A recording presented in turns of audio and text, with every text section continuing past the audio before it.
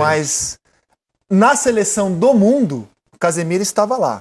Eleito pelos seus pares, por treinadores, por jogadores, Casemiro estava lá. A seleção teve, num esquema bem doido, o Courtois. Eu adoro esses esquemas doidos, que eu acho que é a maneira que você tem de... Você sabe que os europeus têm isso, né? Colocar os melhores. Não, eles fazem... Eu estava falando pro Losetti. Quando a revista francesa fez a seleção de todos os tempos, quando não teve jogo, também fez uma defesa com lateral, zagueiro e lateral.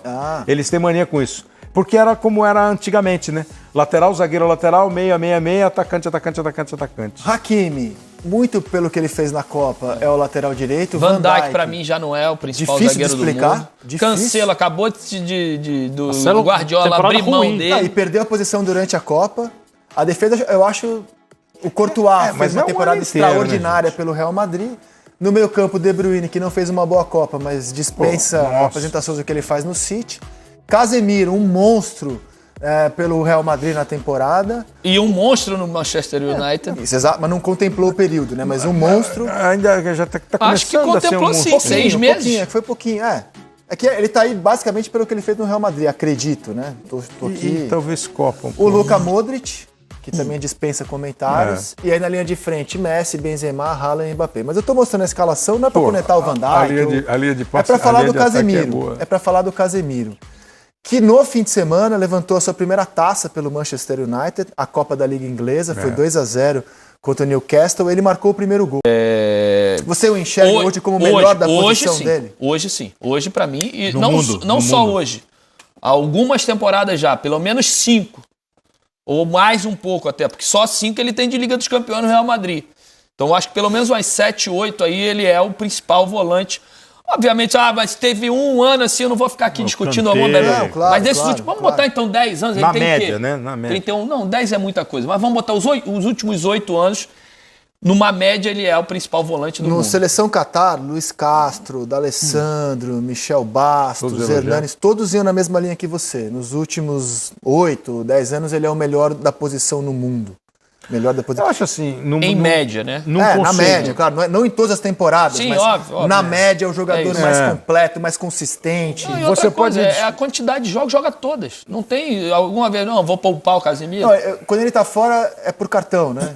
E por quê? E às vezes em jogo importante. Né? Exato. E ele próprio admitiu. Como na última Copa, inclusive. Ele próprio... E talvez não tenha feito a falta contra a Croácia, porque estava pendurado. Daqueles fatídicos 4 minutos. Mas isso também é da posição que ele joga, de uma exposição e de um homem de marcação. Mas ele próprio admitiu que ele às vezes, num grande círculo, ele falou, Agora, e a questão da lesão também, a questão da lesão, que ele não tem, que dificilmente vejo, não lembro de uma lesão do Casemiro, o Losetti, que é o nosso computador aqui, pode lembrar. Pequenas lesões, sim, mas algo grave. Nada de 2, 3 jogos fora. Mas isso é conhecimento do espaço que ele tem para percorrer. Dificilmente você vê ele fora de um posicionamento ou dando um bote atrasado, porque ele conhece aquela região como ninguém. Ele sabe se o meia der o bote errado ali, dificilmente ele sai atrasado para tentar, ele vai de alguma forma encontrar o momento certo, trazer o cara por uma região que ele conhece para ali dar o bote ou terminar a jogada que ele tem que terminar, ou roubando a bola, fazendo uma falta, ou ajudando um companheiro para poder, naquele momento, destruir a jogada do adversário. No seu Paroim, você vai de Busquets ou de Casemiro? É difícil. Para mim, é o único que me cria essa dificuldade. É que, assim, o Busquets é um jogador extraordinário. 8 anos desses últimos 7, vamos botar 7 pro Casemiro, de 7 para trás, 7 do Busquets, 7 do Casemiro. Nesse período de Messi e Cristiano Ronaldo... Eu vou de Casemiro, é um pouco de brasileirado, eu acho que é muito parelho o nível, eu acho que o Busquets teve...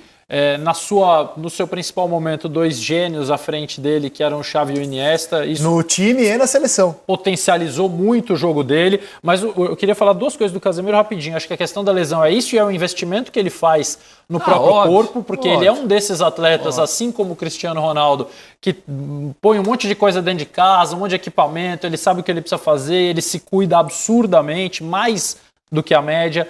E no Manchester United, ele está conseguindo ainda dar passos de evolução, mesmo aí na casa dos 30 anos, que ele é a geração 92, indo para 31, No Real Madrid ele sempre teve, ou quase todo o tempo, ele teve 5 jogadores mais ofensivos à frente dele, né? Ele tinha o Modric e o Kroos, 2 pontas, que às vezes eram meio campista, e um centroavante. O Real Madrid joga parecido. Bale, Cristiano Ronaldo e Benzema. Exato, às vezes era o Isco, depois é o Valverde, Rodrigo, Vinícius Júnior, foi mudando.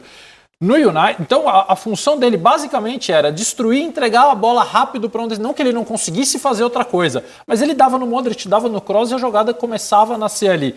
No United, jogando ao lado do Fred, tendo um meia à frente dele, que é o Bruno Fernandes, que é um ótimo jogador, mas não é tão espetacular quanto esses. Ele está conseguindo ser mais participativo ainda ofensivamente. E os pontas também não chegam nem perto dos que ele tinha no então, Madrid. Ele tem ido para frente, ele tem dado bons passes, ele tem participado mais da construção, ou seja, ele conseguiu ainda subir um degrau que era necessário para ele subir dentro do que o time exigia dele. Então ele consegue manter uma excelência que eu acho que eu não esperava tão cedo assim no Manchester United. Assim, para resumir o Casemiro. Quando o Casemiro apareceu no time de São Paulo, eu via um jogador com um potencial espetacular para ser um grande meio-campista. Acabou tendo problema no São Paulo e foi embora. Foi pro Porto, né? Real. Ele foi pro Real B. O problema quem teve foi a torcida do São Paulo, que adora queimar bom jogador. Bom, mas assim, adora queimar bom jogador. Tá bom, mas vamos recentemente. Vamos admitir que ele tenha sido... Ele entrou no time de São Paulo como um cara, esse cara vai ser um grande meio-campista de São Paulo. E acabou saindo mais rápido do que devia. Sim, como vários saíram de lá chamuscados. Tudo bem. Pela arquibancada. Mas eu acho que ele era esse cara. Ele era um segundo homem de meio do campo. Às vezes até terceiro. Com bom ataque e tal. O que eu acho que ele tem de muito interessante é essa capacidade de jogar conforme o time precisa. Porque ao mesmo tempo que o Busquets jogou com o Xavi e com o Iniesta, ele joga com o Modric e com o Kroos. Jogou. Nessa época que você está falando. Então, ele soube cumprir uma função que ajudava o time de maneira especial. Aliás, quando ele entrou no time, ele não era titular, o meio-campo era Kroos, Modric, tinha um terceiro, acho que o Rames Rodrigues. Quando o Zidane tirou o Rames, botou ele, o time melhorou e foi campeão. Então ele tem essa capacidade. Agora, no Manchester, ele mostra o que ele mostrou lá no São Paulo, que ele sabe jogar também. Então ele é um volante, não sei se ele é o melhor, se ele é o pior. Eu acho assim, o Kanté teve um momento que me encantou mais do que ele. Fazendo menos coisas no campo de futebol, fazendo, né? O Casemiro faz. Fazendo menos coisas, mas fazendo algumas coisas de... dinamismo, né? Uma correria e tal. Mas assim, o Busquets, às vezes parece ter um passe um pouco mais refinado, um controle do jogo um pouco mais... Mas assim, o auge do Busquets é anterior ao do Casemiro, né? Mas acho que eles, por isso que eu achei que vocês foram muito bem. Mas acho que eles são próximos, muito parelhos. Nível próximo. Agora sim, o Falcão jogou mais que... não. Quem estava na disputa com a garotada da redação? Era Casemiro contra quem? Não, aí eu fui lançando os nomes. Patrick Vieira, Busquets, lancei alguns nomes assim. Então, o Vieira acho que é meio mais ou menos parecido. O Vieira era muito forte. Falamos do Redondo, que é bem anterior. O Redondo jogava muito. Agora é um volante muito interessante para vários tipos de time. E que aceitou um desafio que não é simples, porque foi ele que quis sair do Real, topou, né? O Real, pelo Real ele ficaria lá, ele quis sair, saiu da zona de conforto. Mas agora eu vou falar de seleção brasileira. Sexta-feira tem convocação. E esse volante que o Real comprou é bom pra caramba, esse Tchouaméni. Pode ser que um dia passe o Casemiro, ainda não passou, né? Não. Pode ser que um dia passe e ainda não passou o Casemiro. Se ficar no mesmo nível, tá bom. Ficar no nível tá ótimo, exatamente. O Casemiro, quando o Brasil foi eliminado, o Felipe Andreoli, lá no Catar, fez uma pergunta que qualquer repórter faria a um jogador na casa dos 30 anos, quando acaba uma Copa do Mundo com o Brasil eliminado. Você vai estar no próximo ciclo? Você vai ser convocado? O Casemiro não gostou da pergunta porque ele não se enxerga fora da seleção. Ok, sexta-feira tem convocação. Você colocou o Pirlo nessa... Diferente, né? Mas foi volante. Depois de um tempo, ele virou volante. Você considera o Xavi volante? Considero. Não o primeiro, mas considero. Mas o Pirlo é verdade, ele jogou de 5 nos últimos anos da carreira. Sim, mas é que o Pirlo jogava num time, o Pirlo do Milan, que é o melhor Pirlo, né? Sim. Ele jogava com o Gattuso e com o Ambrosini. Esses dois corriam e ele jogava. Ele era um armador que ficava no centro ali do... Era invertido, né? O craque era o 5, não eram os dois da frente. E na Juventus, ele acho que já jogou um pouco mais soltinho. Não, jogou atrás. Mas é isso, são características. Por isso que é difícil de comparar. Mas tem que Se você falar, mas era 5. Pirlo jogou de 5. Sim. Mas, voltando agora ao 2023, né? Inegavelmente, acho que 10 entre 10 pessoas, se o Brasil tivesse um jogo à Vera para fazer em março, um jogo assim, vale a vida da seleção brasileira, 10 entre 10 pessoas convocariam o Casemiro para jogar. A pergunta é, para vocês, se é o caso de renovar, visando ao próximo ciclo. Todo mundo aqui sabe que o Casemiro pode dar. Claro. Pergunto a vocês se é o caso de fazer a renovação na qual o Casemiro não se vê ausente da seleção. Ele tem 31 anos, o Fabinho, que sempre foi reserva do Casemiro, jogaram juntos, acho que em 2 partidas, né, com o Tite. 2 partidas, mas o Fabinho, na prática, era o reserva do Casemiro. O Bruno Guimarães joga mais à frente. Será que poderia ser primeiro volante o Bruno Guimarães nessa seleção? Poderia. O Fred também joga um pouco mais à frente. Esses foram os 4 volantes. Paquetá também chegou a jogar de volante na Copa. Mas esses foram os 4 volantes do Brasil no Catar. A gente listou alguns nomes de jogadores jovens e que a gente enxerga um grande potencial. Danilo, ex-Palmeiras, o André do Fluminense, o Andrei, de quem falamos aqui, que tem só 18 anos, o João Gomes, que joga nas 2, primeiro e segundo homem, o Alan do Clube Atlético Mineiro, o Douglas Luiz, que esteve no radar da seleção, jogou várias partidas, inclusive como titular. O que vocês fariam, hein, nessa lista de sexta-feira? Ou o que vocês acham que a seleção deve fazer, só para deixar fácil para o Kleber? Não, eu vou discordar, né?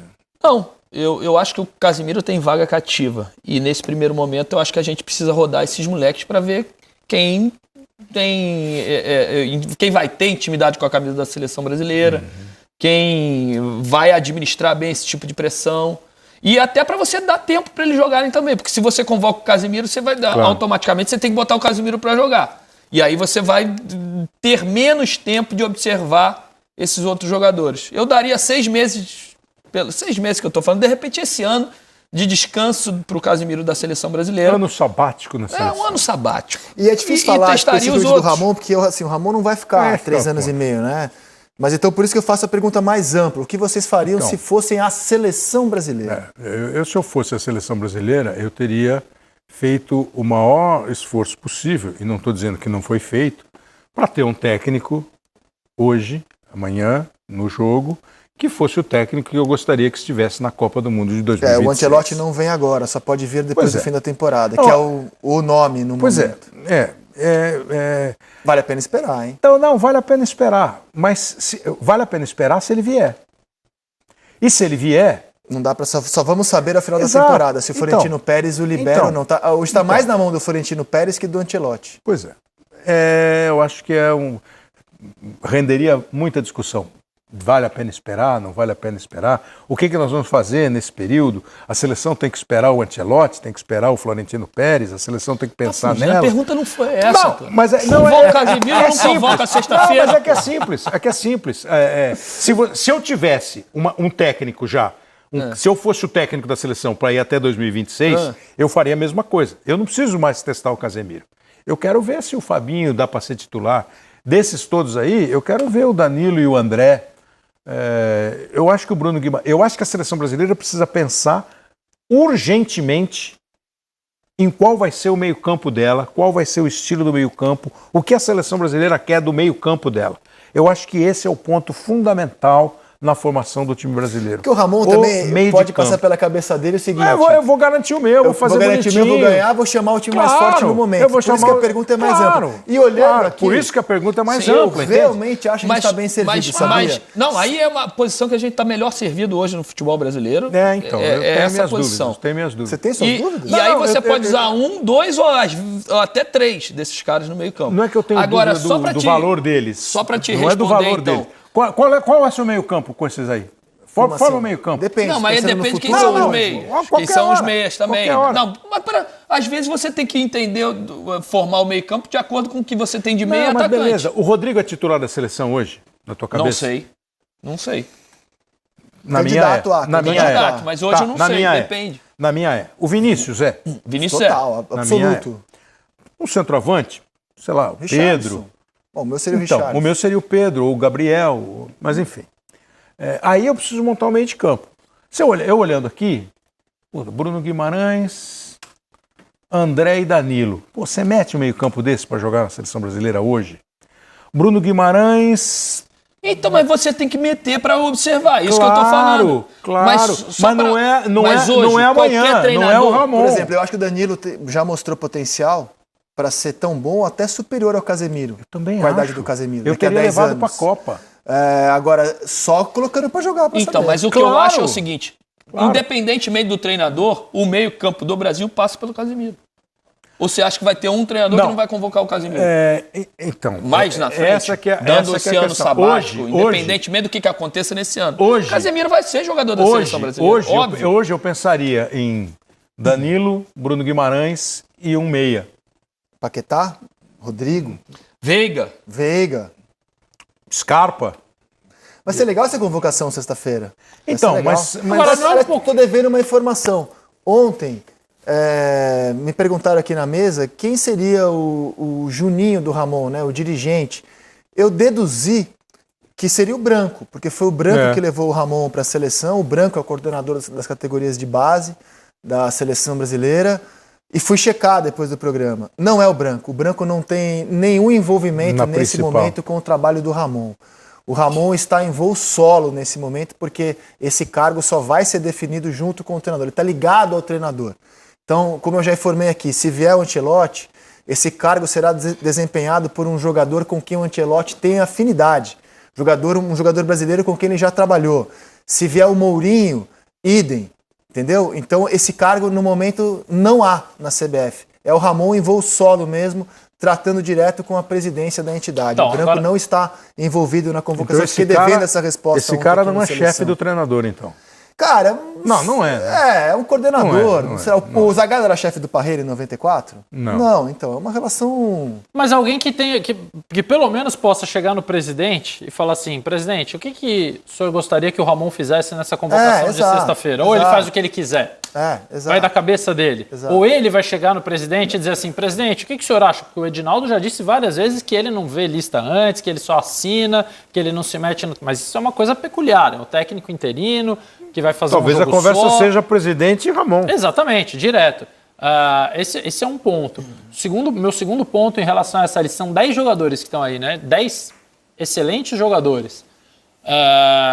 Mas eu não sei quantos deles eu convocaria, independentemente de quem sejam. Porque eu olho para esses 10 jogadores, acho todos eles muito bons, mas vejo pouca assistência e gol. Quando a gente olha, né, aí... São jogadores que têm uma participação espetacular no jogo até a intermediária ofensiva. Até pela função, né, Losetti? Então, mas por isso que eu acho que o meio-campo é o ponto que a seleção precisa pensar. E por isso que eu falei que o meio-campo depende de quem você tem à frente desse meio-campo. Vamos ter 2 pontas abertos que são agressivos, Rodrigo e Vinícius. Preciso de um meio-campo mais recheado. Não dá para levar 5 desses caras aí. Eu vou ter a Arrascaeta eu vou ter a Arrascaeta e Everton Ribeiro, que jogam pelos lados, mas são construtores. Então, eu preciso de um volantão mais... O ponto de partida era Casemiro. Caso o Casemiro, daqui a 3 anos, não esteja no nível que ele está hoje, porque é impossível prever isso, a gente tem um futuro muito promissor aqui na posição. Passo a régua no assunto seleção.